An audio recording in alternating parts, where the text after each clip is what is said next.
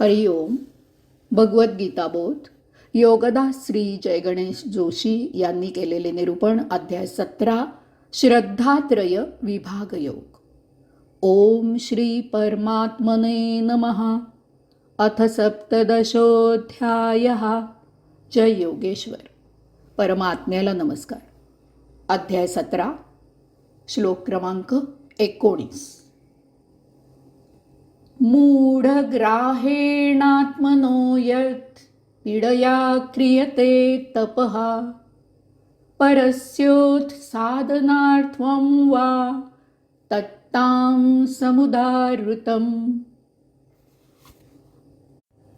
जे तप मूर्खपणाने आणि आचरट मार्गाने स्वतःला त्रास देऊन किंवा दुसऱ्याला उच्छाद देण्यासाठी केले जाते ते तप तामस म्हटले जाते.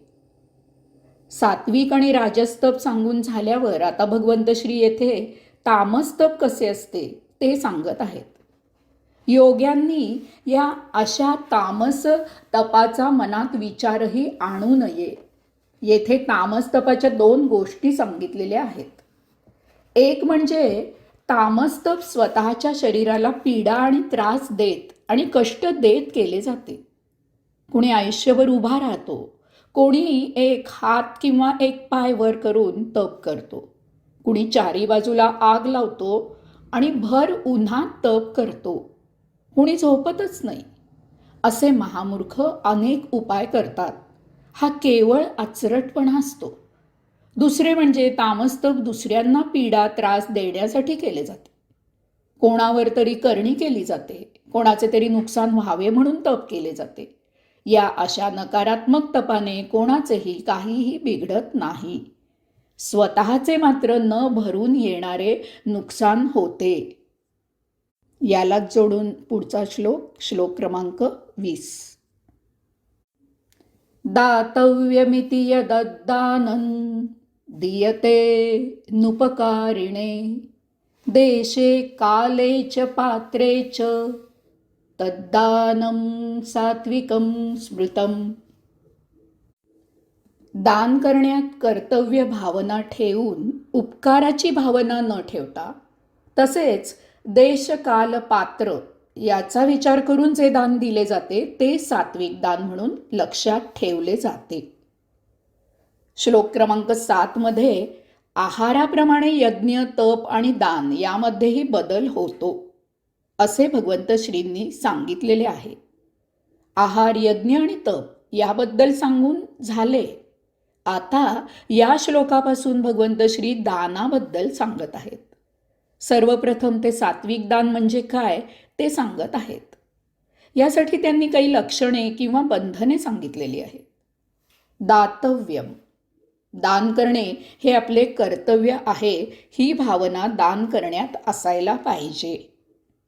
कर्तव्य याचा अर्थ जबाबदारी पार पाडणे आणि त्या जबाबदारीमधून सुटणे अशी मोकळीक करून घ्यायची भावना नसावी.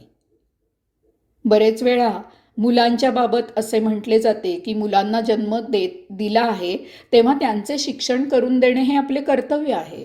तसेच आई वृद्ध झाली आहे, वडिलांच्या पश्चात ती आता निराधार झाली आहे, तेव्हा तिचा सांभाळ करणे आणि तिची सेवा करणे हे आपले कर्तव्य आहे हे असे बोलले जाते. या बोलण्यात जबाबदारीची जाणीव, लोकापवाद इत्यादी भावना डोकावतात. मुले मोठी झाली, आई कालवश झाली, सुटलो, असा व्यवहारी भाव असतो. हा भाव दानात नसावा. दान करताना त्या दान देण्याचा आनंद मिळायला पाहिजे. दान करायला मिळाले याचा आनंद असायला पाहिजे. ज्याला दान दिले गेले त्याने आपल्याला दान करायला संधी दिल्याबद्दल त्याचेच आपल्यावर उपकार झाले असा भाव असायला पाहिजे. आपल्यात धनसंपत्ती जोडण्याची कला, बुद्धी, शक्ती होती, तशी संधी आपल्याला मिळाली.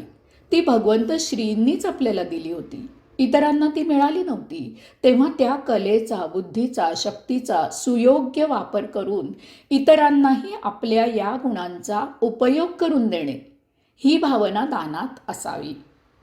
या विश्वातील संपत्ती सर्वांसाठी आहे, तेव्हा त्या संपत्तीचा उपयोग सर्वांना झाला पाहिजे. या संपत्तीवर सर्वांचा अधिकार आहे असा भाव दान देण्यात असला पाहिजे. अनावश्यक धनसंपत्तीचा साठा करू नये. अनावश्यक धन गरजूंना मिळावे अशी भावना दान करण्यात असावी. या विश्व सौंदर्याचा आस्वाद सर्वांना घ्यायला मिळावा. दान देऊन यात उपेक्षितांना सहभागी करून घेण्याची भावना दान देण्यात असावी. अनुपकारिणे, दान देण्यात आपण उपकार करत आहोत असा भाव नसावा. दान करण्यात आपण कोणालाही मदत करत नसतो. दान करण्यात आपण कोणालाही मदत करत नसतो, तर आपण आपल्यालाच मदत करत असतो. ज्याला दान दिले त्याच्याकडून त्या बदल्यात कसलीही अपेक्षा नसावी.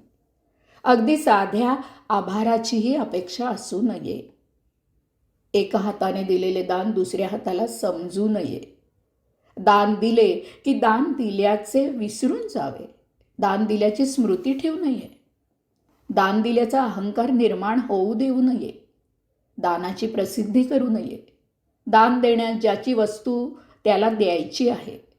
आपल्याकडे असलेली वस्तू आपली नसून ती दुसऱ्याची आहे, ती ज्याची त्याला पोचवायची आहे अशी भावना असावी. येथील यच्च यावत वस्तू परमात्म्याच्या आहेत. आपले येथे काहीही नाही. वस्तू दुसऱ्याला देण्यात वाटणी करणारा सेवक याहून आणखी काही आपले काम नाही अशी भावना असावी.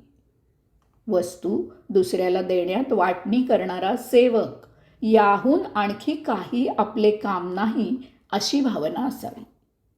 देशे काले पात्रे, दान योग्य जागी द्यावे.